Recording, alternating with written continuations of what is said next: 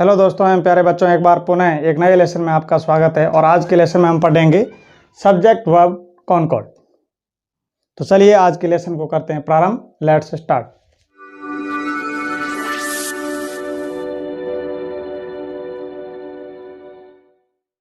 आज हम अंग्रेजी के एक महत्वपूर्ण टॉपिक को पढ़ने जा रहे हैं जिसका नाम है सब्जेक्ट वर्ब कॉनकॉर्ड। सबसे पहले हम आज समझ लेते हैं कि सब्जेक्ट वर्ब कॉनकॉर्ड है क्या।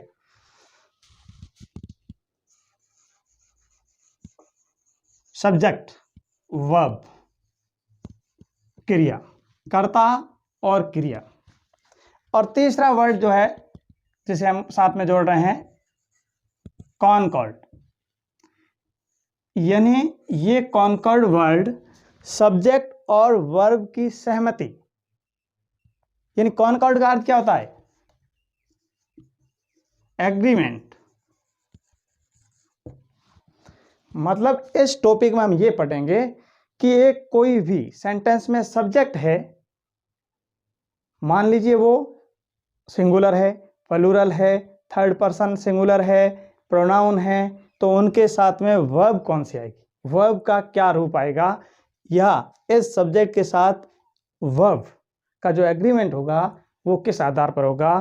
तो आज के इस टॉपिक में पढ़ेंगे कि अगर सब्जेक्ट की पोजीशन पर कर्ता के स्थान पर भिन्न भिन्न प्रकार के कर्ता आएंगे तो उन कर्ताओं के साथ क्रिया के कौन से रूप को लिखा जाए। आज के इस टॉपिक को इतने शानदार तरीके से पढ़ेंगे कि आने वाले किसी भी एग्जाम में आप इस टॉपिक से आने वाले क्वेश्चन को गलत नहीं करेंगे। दो खास बात ध्यान रखनी होगी।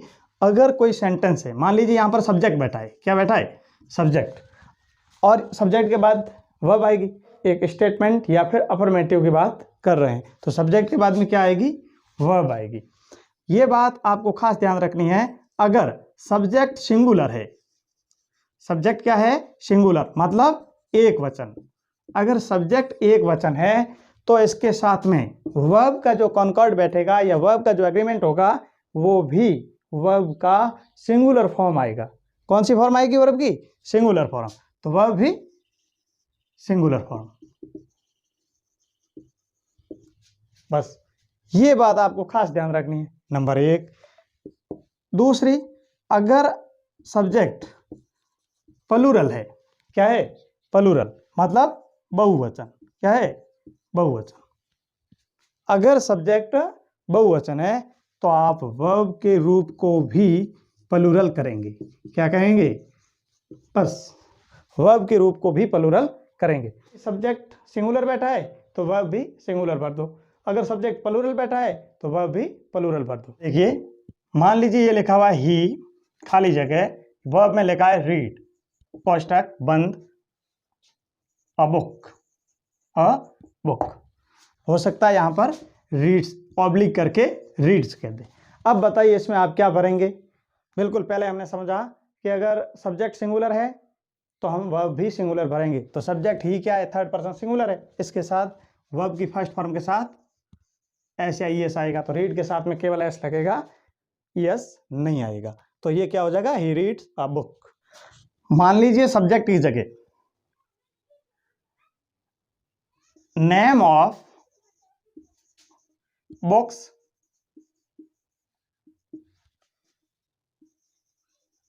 सब्जेक्ट्स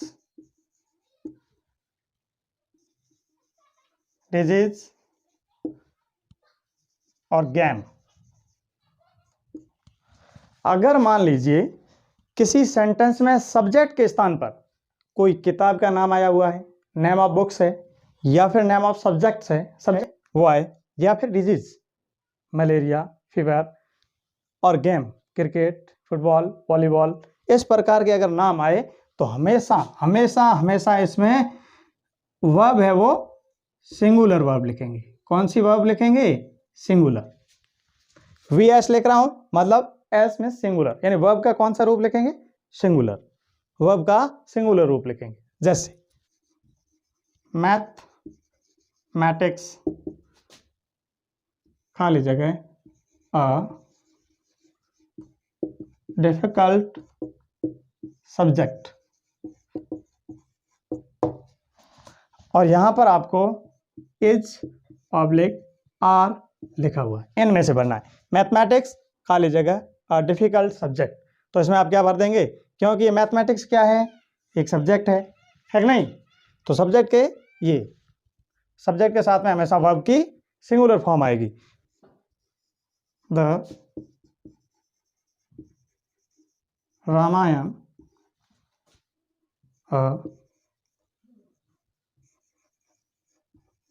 हॉली बुक। यहां भी एस ऑब्लिक आर में से आपको बनना है। रामायण खाली जगह हॉली बुक। रामायण एक पवित्र पुस्तक है। अब देखिए यहाँ रामायण के साथ क्या आएगा, एच, न कि आर, क्योंकि रामायण एक किसका नाम है, बुक का। Corona is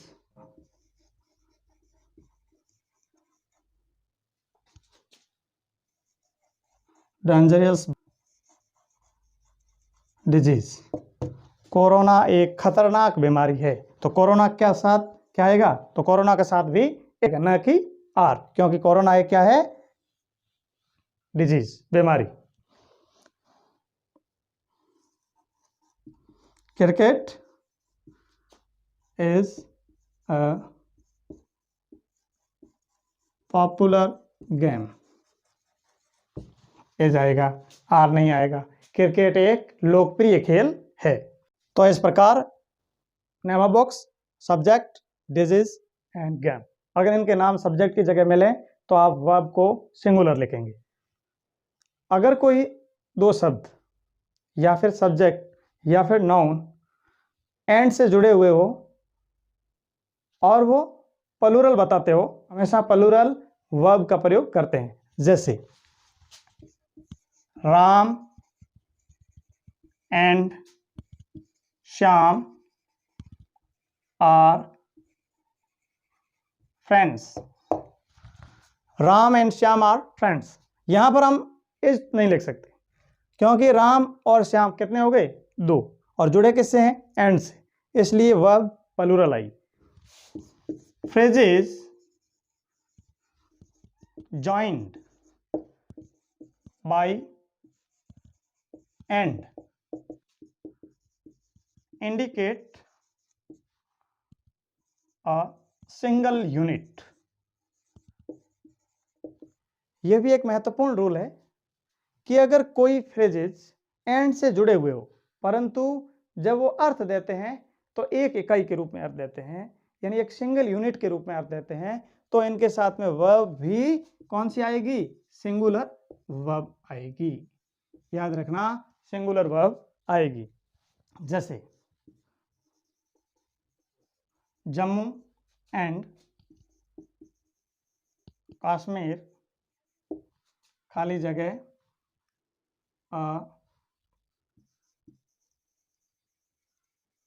tourist palace. अब बताइए इसमें इज आएगा या आर आएगा। जम्मू एंड कश्मीर खाली जगह अ टूरिस्ट पैलेस। जम्मू और कश्मीर एक टूरिस्ट पैलेस है। तो अब देखिए जम्मू और एंड से जुड़ा हुआ है कश्मीर, दो अलग अलग फ्रेज या फिर शब्द है। क्या इन दोनों के एंड से जुड़ने के कारण हम आर लिखेंगे, बिल्कुल नहीं, क्योंकि जम्मू एंड कश्मीर एक यूनिट है, एक स्टेट है। अब यूनियन टेरिटरी हो गए हैं, परंतु Jammu and Kashmir is a tourist palace. Time and tide. Time and tide खाली जगह फॉर नन। यह है वेट या फिर वेट्स। टाइम एंड टाइड खाली जगह फॉर नन। समय और जो ज्वार भाटा है वो किसी का इंतजार नहीं करता। तो ये टाइम एंड टाइड इन दोनों को अलग अलग नहीं माना गया है, एंड से जुड़ने के बाद भी ये एक सिंगल यूनिट है, इसके साथ वेट्स आएगा ना कि wait. Rice and fish. Rice and fish is a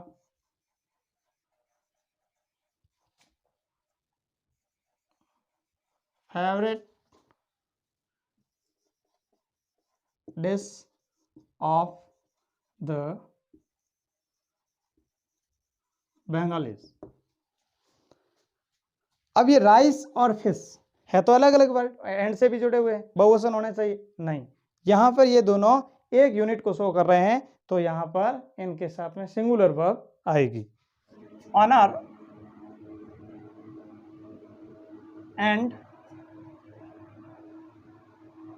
glory is his reward.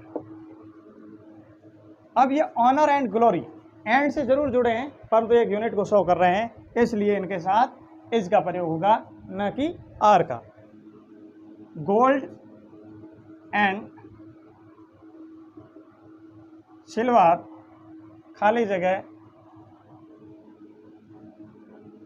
Precious metals, सोना और चांदी बहुमूल्य धातु है या पदार्थ है। अब बताइए इनके साथ में वर्ब सिंगुलर आएगी या प्लूरल, जुड़ा तो एंड से, इनके साथ में वर्ब प्लूरल आएगी, क्योंकि ये दोनों को दो यूनिट मान रहे हैं, बहुवचन मान रहे हैं, एक तो गोल्ड दूसरा सिल्वर, और पीछे मेटल्स भी लिखा हुआ है, मेटल नहीं है, इसका मतलब इनके साथ एज ना आकर क्या आएगा, are. Gold and silver are precious metals. amount of money, time, distance and weight। amount of money, amount of time, amount of distance and amount of weight, इनमें से कोई भी शब्द सब्जेक्ट की जगह बैठा है तो हमें इनके साथ वर्ब सिंगुलर भरना है। क्या भरना है, सिंगुलर वर्ब, याद रखना, बिल्कुल सिंगुलर भरेंगे। अब हम एग्जाम्पल से समझ लेते हैं इनसे संबंधित कैसे सब्जेक्ट हो सकते हैं। जैसे 30 years खाली जगह, not a long period in the history of a nation. एक राष्ट्र के इतिहास में 30 वर्षों की अवधि कोई लंबा पीरियड नहीं है, कोई लंबी अवधि नहीं है। यहाँ पर जो 30 ईयर्स है, इनको क्या माना है, सिंगल यूनिट माना है। क्या माना है, सिंगल यूनिट, ये एक ही है। 30 ईयर्स कोई अलग अलग नहीं है, 30 ईयर्स की जो अवधि है, तो इसलिए इनके साथ में एज आएगा। तो 30 years is not a long period in the history of a nation. Next, 50 rupees is not a big amount. ये भी एक यूनिट हो गई, 50 रुपये। 50 rupees is not a big amount, ये एक सिंगल यूनिट है, इसके साथ वर्ब भी इज जाएगा, ना कि are. 20 miles is not a long distance. Long distance 20 mile की दूरी कोई लंबी दूरी नहीं है। तो यहाँ पर 20 माइल्स एक सिंगल यूनिट है, इसलिए वर्ब भी सिंगुलर है। 60 kilos is too heavy for him. 60 kilos is too heavy for him. तो यहाँ पर ये जो बात ये समझनी है, जो 60 किलोज है, यानी 1 2 3 4 ऐसे करके 60, कोई प्लूरल नहीं बना है, ये 60 किलोज एक यूनिट बन गई, इसलिए सिंगुलर है, इनके साथ वर्ब भी एज आएगा, ना कि आर आएगा। बस आज के लेसन में इतना ही। बाकी सब्जेक्ट वर्ब कॉन्कॉर्ड के बाकी के जो रूल्स है वो हम अगले वीडियोज में पढ़ेंगे। Thank you for watching.